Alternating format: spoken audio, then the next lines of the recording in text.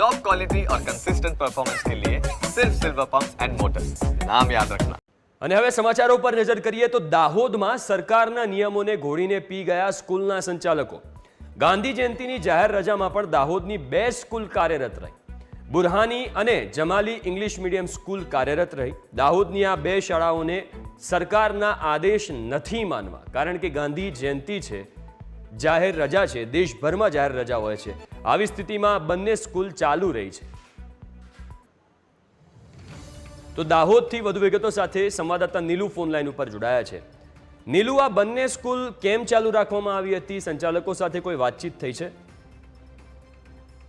જયંતિની રાષ્ટ્રીય જાહેર રજામાં પણ દાહોદની 2 શાળા ચાલુ હતી। જ્યારે અમે ન્યૂઝ કેપિટલ ટીમ સાથે અમે શાળાએ ગયા ત્યારે અમે શાળા જોતા જ જે આચાર્ય હતા, પ્રિન્સિપલ હતા, આ લોકો અમારે જોઈને આજુબાજુ ભાગવા માંડી ગયા હતા। પણ ત્યાર પછી અમે શાળાના સંચાલકો જોડે વાત કરી તો એમનું એવું કેવું હતું કે અમે ગાંધી જયંતિ નિમિત્તે અમે બધી વિવિધ એક્ટિવિટી કરાવી ત્યાં બાજુ। જ્યારે અમે શાળાના રૂમોના તપાસ કરી, આજુબાજુ જોયું ત્યારે કોઈ એક્ટિવિટી કરવામાં આવી નહોતી। કાયદેસર જે રીતે રોજિંદા પ્રમાણે ભણાવવામાં આવે છે તે રીતે ભણાવવામાં આવી રહ્યા હતા છોરા। ત્યાર પછી અમે વધુ તપાસ કરતા તો સ્કૂલ છોડી દેવામાં આવી હતી। ત્યાર પછી સંચાલકો છે એમને પૂછવામાં પણ આવ્યું કે તમે ડીડીઓની પરમિશન લીધી છે સ્કૂલ ચાલુ રાખવા માટે?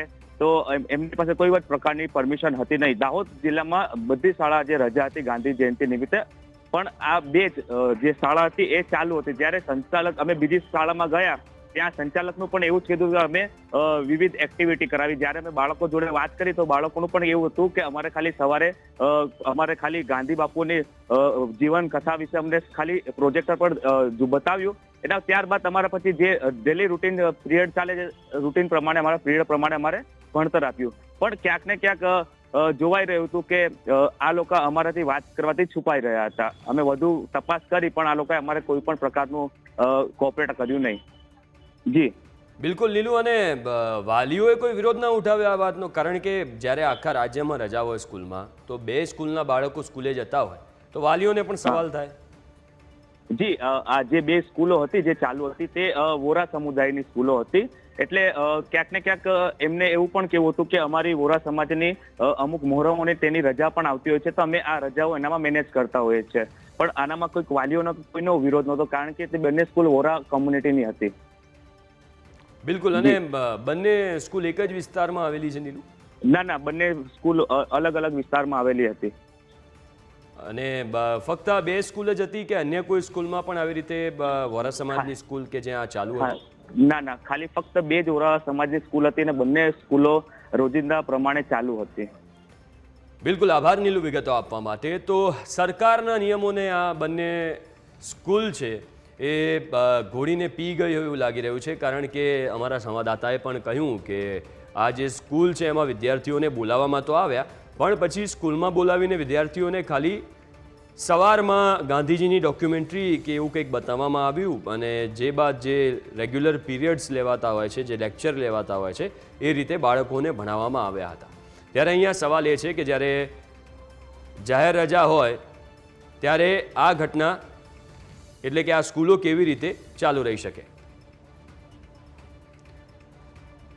આપણી સાથે જિલ્લા શિક્ષણ અધિકારી ડામા સાહેબ જોડાઈ ગયા છે। ડામા સાહેબ, આપનું સ્વાગત છે ન્યૂઝ કેપિટલ ઉપર। સાહેબ, આપની જોડે આ વાત પહોંચી છે કે જાહેર રજા જે હોય છે ગાંધી જયંતિ નિમિત્તે એમાં પણ આ સ્કૂલો ચાલુ રહી? ના, એકચ્યુઅલી તપાસ કરી, શાળાઓ સવારમાં શરૂ હતી, પરંતુ એમાં આ લોકોએ ગાંધીજીને લઈને અમુક વિડીયો ક્લિપ બતાવ્યા છે, એ રિલેટેડ જે કાર્યક્રમો કર્યા છે, નિબંધ સ્પર્ધા કરી છે, એવું મારા ધ્યાનમાં આવ્યું છે। છતાં પણ આ સંદર્ભે અમે આવતીકાલે તપાસ કરી અને હકીકત શું હતી એની વિગત મેળવીશું। બિલકુલ સાહેબ, પણ અમારા જે સંવાદદાતા છે ત્યાં નીલુ, એમની જોડે વાત થઈ, એવું કહી રહ્યા હતા કે શરૂઆતમાં ખાલી ગાંધીજીનો જે પ્રોગ્રામ હતો ગાંધીજીને લગતો ડોક્યુમેન્ટરી બતાવવાનો કે કંઈ પણ એ કરવામાં આવે, એ બાદ તો જે રેગ્યુલર સ્કૂલ જે રીતે ભણાવવામાં આવે છે એ રીતે જ ચાલુ રાખવામાં આવી હતી। હા, એટલે હું એ જ કહું છું, કારણ કે અમે આજે ખાસ ગ્રામ સભાનું આયોજન હતું એટલે એ અંતર્ગત અમે ફિલ્ડમાં હતા, પરંતુ મને જેવો મેસેજ આવ્યો એટલે મેં તરત અમારા આઈઆઈની તપાસ માટે મોકલ્યા, પરંતુ એમણે ત્યાં તપાસ કરતા આચાર્ય તરફથી એવી વિગત મળી કે અમે આ ગાંધીજી જે ગાંધી જયંતિ હતી એ સંદર્ભે આ બાળકોને એક અવેરનેસ થાય, સફાઈ ના વેલ્યુ વધે એ સંદર્ભે અમે ક્લિપ બતાવી હતી અને નિબંધ સ્પર્ધા અને વિવિધ સ્પર્ધાઓનું આયોજન કર્યું હતું.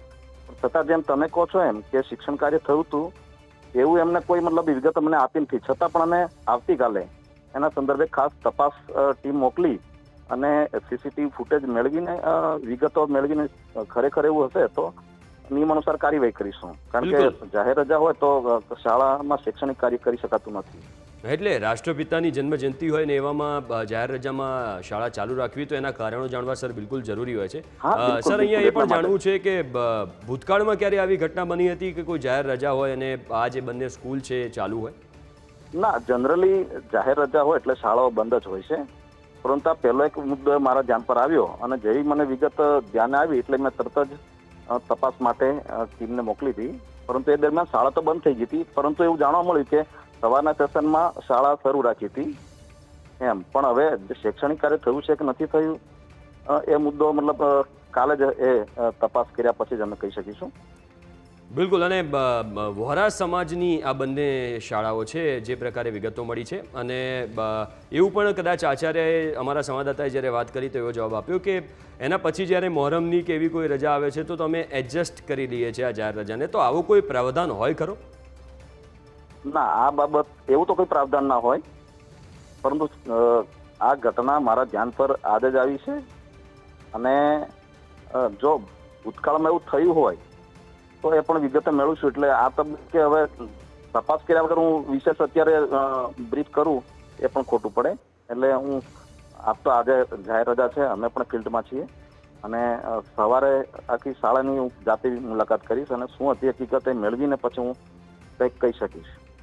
બિલકુલ. આભાર દામા સાહેબ, આપ અમારી સાથે જોડાયા અને વિગતો આપી.